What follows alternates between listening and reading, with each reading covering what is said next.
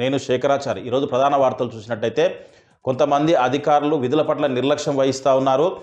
సమయపాలన పాటించకుండా ప్రజలను ఇబ్బందులకు గురి చేస్తూ ఉన్నారు. ఈరోజు కలెక్టరేట్లో ఉన్నటువంటి వయోజన విద్య, కార్మిక శాఖ, శిశు సంరక్షణ, తూనికలు కొలతలకు సంబంధించినటువంటి కార్యాలయము మధ్యాహ్నం 12 గంటల వరకు కూడా కార్యాలయ తాళం ఓపెన్ చేయలేదు.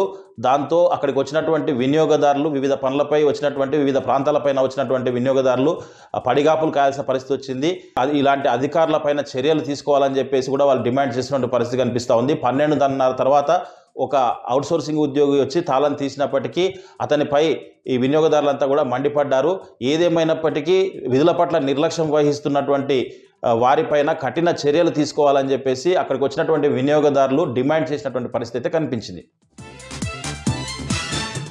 మరొక వార్త చూసినట్టయితే జిల్లా కలెక్టరేట్ ముందు వికలాంగుల ఐక్య వేదిక ఆధ్వర్యంలో వికలాంగులు రిలే దీక్షలు చేపట్టారు.